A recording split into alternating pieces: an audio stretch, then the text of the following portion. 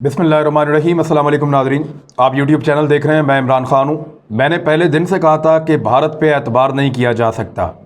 मेरी वीडियोस आप निकाल कर देखें, मैं बार बार ये बात कर रहा था, लेकिन कुछ लोगों ने मेरे ख़िलाफ़ वीडियोस करना शुरू कर दी। यहाँ तक कहा गया कि मैं आर्मी चीफ़ की बात को गलत क्यों कह रहा हूँ। यहाँ तक कहा गया कि ये फ़ैसला करने का पाकिस्तान की इस्टेब्लिशमेंट का है। लेकिन मैंने रिकॉर्ड निकाला था और बतौर एक पाकिस्तानी मेरा हक़ पहुँचता है कि मैं अपनी राय दूँ, और बहुत सारे लोगों ने मेरी राय से इत्तफाक किया है। भारत ने अब क्या किया और पाकिस्तानी एक्सपर्ट्स क्या कह रहे हैं, और आज पाकिस्तान के फ़ॉरेन ऑफिस ने भारत को क्या वार्निंग दी, ये सारी चीज़ें मैं आपके सामने रखूँगा। लेकिन ज़रा पहले आप देख लें कि भारत में जो सूरत हाल है वो इंतहाई ख़राब हो चुकी है, बदतरीन सूरत हाल है, और अगले चंद हफ्तों में सूरत हाल संभलने के इम्कानात भी नहीं है। ये एक रिपोर्ट है मेरे सामने जो इंडिया टुडे ने लिखी है। इस रिपोर्ट के अंदर ये बताया जा रहा है कि बहुत सारे बच्चों की परवरिश का मसला पैदा हो गया भारत में।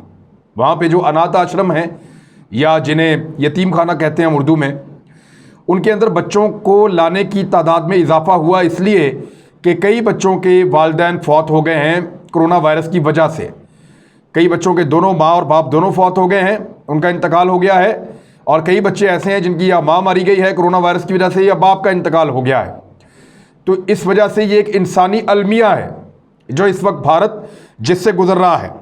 और ये पूरी एक रिपोर्ट है इंडिया टुडे की, आप इसको निकाल के पढ़ सकते हैं।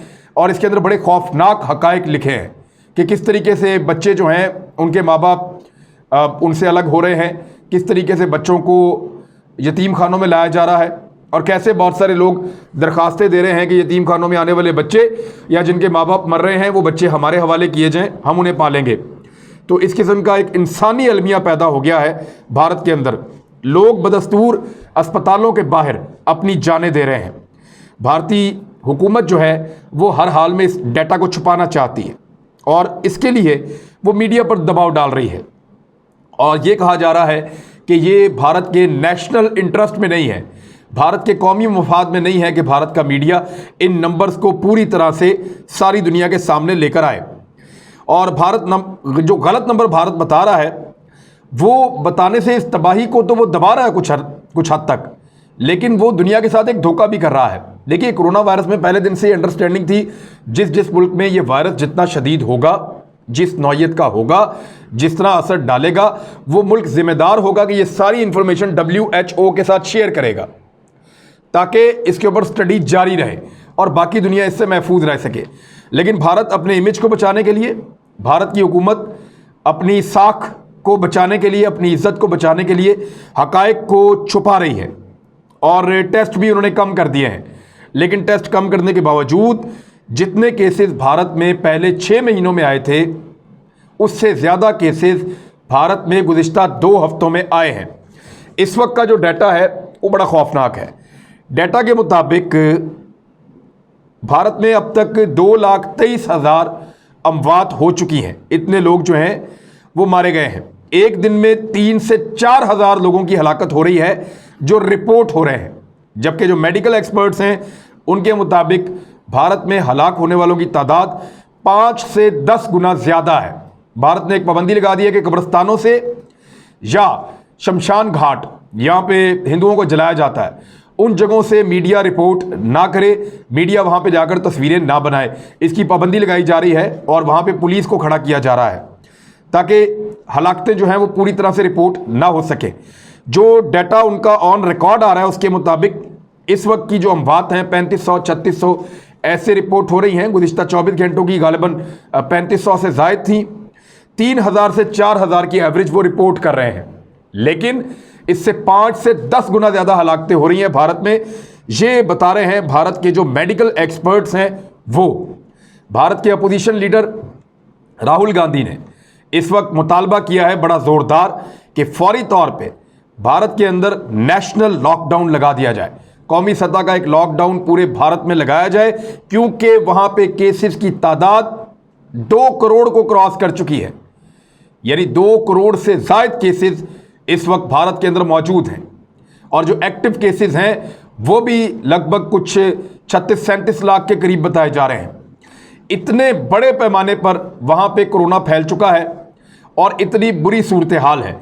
इस सूरत हाल में पूरे भारत में नेशनल लॉकडाउन का मुतालबा किया जा रहा है। भारत की अपोजिशन की जानिब से नरेंद्र मोदी ने उस वक्त जनता कर्फ्यू लगा दिया था या उस वक्त नेशनल लॉकडाउन लगा दिया था जब भारत के अंदर ये कोरोना इतना ज़्यादा नहीं था। उस वक्त नरेंद्र मोदी को लगा कि मैं ये लॉकडाउन लगाऊंगा, भारत से कोरोना ख़त्म हो जाएगा और मेरी बल्ले बल्ले हो जाएगी, वाहवाकारी हो जाएगी।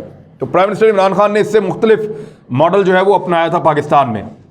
तो नरेंद्र मोदी के उस कर्फ्यू का मसला ये हुआ कि वहाँ पे एक इंसानी अलमिया पैदा हुआ और लोग सड़कों पे रुल गए। लोग 2-2 महीने सफ़र करके पैदल अपने घरों तक पहुँचे और उनकी हालत बहुत बुरी थी। खाने पीने के मसाइल पैदा हो गए और लोग बहुत ज़्यादा परेशान रहे उन चंद हफ्तों के अंदर जब नरेंद्र मोदी ने पूरे भारत के अंदर जनता कर्फ्यू लगा दिया था।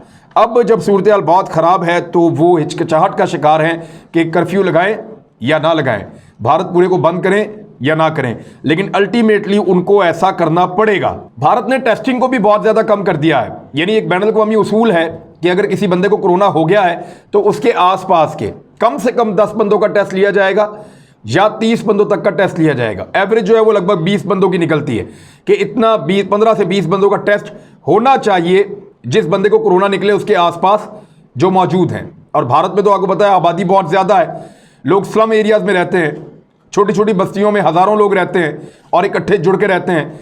अब 2 करोड़ की आबादी लगभग तो आपके दिल्ली की है, लेकिन भारत टेस्ट बहुत कम ले रहा है। अगर कोई बंदा मुस्बत निकलता है तो भारत सिर्फ 5 टेस्ट कर पा रहा है उस बंदे से जुड़े हुए लोगों के, जबकि अमेरिका में ये तादाद जो है वो 17 थी, फिनलैंड में जो है वो ये तादाद 57 थी, पाकिस्तान में बहुत ज़्यादा है, लेकिन भारत बमुश्किल 5 टेस्ट कर पा रहा है और ये उसकी पॉलिसी है। ये उसकी पॉलिसी है, वो इस डाटा को छुपा रहे हैं। न्यू दिल्ली में हाई कोर्ट में एक केस चल रहा है और ये केस आखिरी उम्मीद बन गया है शहर के अस्पतालों के लिए, जिनमें इस वक्त ऑक्सीजन की बहुत ज़्यादा कमी है और ये एक अहम तरीन मसला बन गया है। एतवार वाले दिन सीताराम भारतीय अस्पताल जो है वहाँ से रिपोर्ट हुआ कि 42 मरीज़ जो हैं वो मौजूद हैं जिनकी जान बहुत ख़तरे में है और उनके लिए जो ऑक्सीजन अवेलेबल है वो सिर्फ आखिरी 30 मिनट की बची है। उसके बाद अस्पताल की इंतज़ामिया अदालत पहुंच गई अपने वकील के ज़रिए से और आखिरी हल उन्होंने अदालत को समझा। अदालत ने इसके ऊपर बड़ा जोर दिया है और बड़ी कोशिश की है कि ऑक्सीजन फराहम की जाए। सिर्फ दिल्ली को 976 टन मेडिकल ऑक्सीजन रोज़ाना चाहिए, मगर जो मैसर है वो सिर्फ 490 टन है फेडरल हुकूमत की जानिब से। अदालत के जो जज थे उन्होंने हुकूमत को ये कहा है कि आप हर हाल में ऑक्सीजन फराहम करें। आप लोगों ने कोरोना वायरस को फैलाने का किरदार अदा किया है, रोकने का किरदार अदा नहीं किया। पानी सर से गुजर चुका है। Enough is enough, enough is enough, कि बस बहुत हुआ, बस बहुत हुआ, पानी सर से गुजर चुका है। इंतज़ामिया होश के नाखून ले और ऑक्सीजन प्रोवाइड करे। अब आ जाए उस मसले की तरफ जो मैंने आपको पहले बताया था कि पाकिस्तान में एक्सपर्ट्स जो हैं वो बैठे और बार बार इसके ऊपर बात हो रही है और जो सीनियर पाकिस्तान के अंदर नुमाइंदगान हैं, जो एक्सपर्ट्स हैं फॉरेन पॉलिसीज़ के और डिफेंस के, उन्होंने इसके ऊपर बहस की है इस्लामाबाद में पॉलिसी इंस्टीट्यूट में। इस्लामाबाद पॉलिसी इंस्टीट्यूट इसको कहते हैं, IPI। वहाँ पे जो भारत के साथ बैकडोर एंगेजमेंट का सिलसिला शुरू हो रहा था, जिसके बारे में पाकिस्तान की इस्टेब्लिशमेंट ने इशारा भी दिया था। अजीत डवल और जनरल फैज़ हमीद साहब के लोग जो हैं वो आपस में राब्तों में हैं, बैकडोर चैनल चल रहे हैं।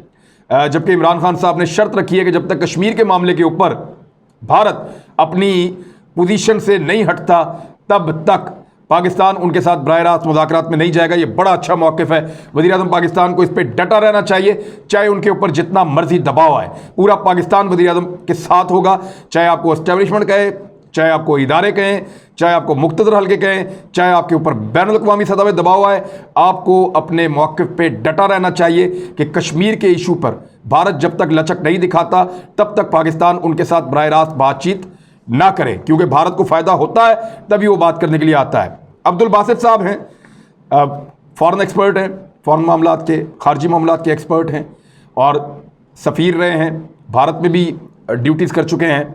मलिहा लोधी साहबा हैं, यूरोप और अमेरिका के हवाले से आपका बहुत तजर्बा है। और जनरल रिटायर आसिफ यासीन मलिक साबिक सेक्रेटरी दिफा हैं।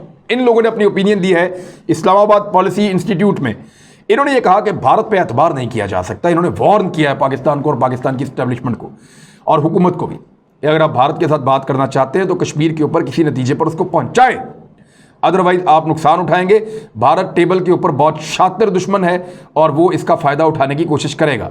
वो जो खतरात मैंने आपको बताए थे कि भारत 3-4 चीज़ें अचीव करने की कोशिश करेगा। नंबर 1, वो ब्रीथिंग स्पेस चाहेगा कि उसको वक्त मिले अपने मामलात से निकलने के लिए।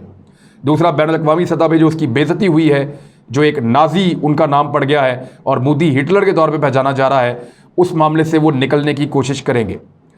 तीसरा, वो ये चाहेंगे कि जो मोमेंटम कश्मीर के अंदर बना हुआ है और कश्मीरी जिस तरह से आवाज़ उठा रहे हैं, वो मोमेंटम भी इस बीच में टूट जाए। तो इस किस्म की चीज़ें मैंने आपको बताई थी कि भारत चाहेगा कि पाकिस्तान के साथ अगर बातचीत होती है तो ये चीज़ें डाउन जाएंगी और उसको जनरल असेंबली के अंदर मुस्तकिल रुकनीत के लिए भी कोई ना कोई ग्रीन सिग्नल बनता हुआ दिखाई देगा। तो ये भारत की 4 बड़ी ख्वाहिशात हैं जिनको, और हमारे खतरात हैं जिनकी वजह से भारत ये कर रहा है। और कोई तीसरा फरीक भी नहीं है। जब दिल करेगा भारत मुज़ाकरात से भाग जाएगा, जब दिल करेगा भाग जाएगा, हम कैसे रोकेंगे? और अगर भारत ने अपने ये टारगेट अचीव कर लिए 3-4 जिनकी मैं बात कर रहा हूं, तो उसके बाद भारत को रोक के हम कर भी क्या लेंगे? वो तो अपना फायदा निकाल चुका होगा उस बीच में। तो उसके बाद आप उसको कैसे ब्लैकमेल करेंगे? क्या जंग करेंगे या सूरत हाल फिर नाराज हो जाएंगे उससे? तो फिर अभी नाराजगी बेहतर है, जब तक ये वो कश्मीर पे बात नहीं करता। आपको कोई कैश में भारत दे तो नहीं रहा कि आओ बैठो बात करो, बहुत जरूरी है, या हमारा कुछ जा तो नहीं रहा। लिहाजा मेरे ख्याल में भारत से बात करनी है तो पहले उसके रवैये में लचक आनी चाहिए और कश्मीर पे उसको बैक स्टेप लेना चाहिए। 370 और 35A का मामला कश्मीरियों की ख्वाहिश के मुताबिक जो है वो हल होना चाहिए। धोखा भारत देगा, मैंने ये भी कहा था और भारत ने दिया है। पाकिस्तान के फॉरेन ऑफिस ने भारत के साथ एहतजाज किया है। ये खबर मैं आपको पढ़ के सुना देता हूं। द डॉन ने इसको छापा है। The foreign affairs ministry in a note verbal addressed to the Indian high commission in Islamabad said the Indian BSF, ये बॉर्डर सिक्योरिटी फोर्स है उनकी, troops displayed aggressive behavior by crossing the working boundary and blatantly using mortars with an intent to sabotage the peace along line of control and working boundary।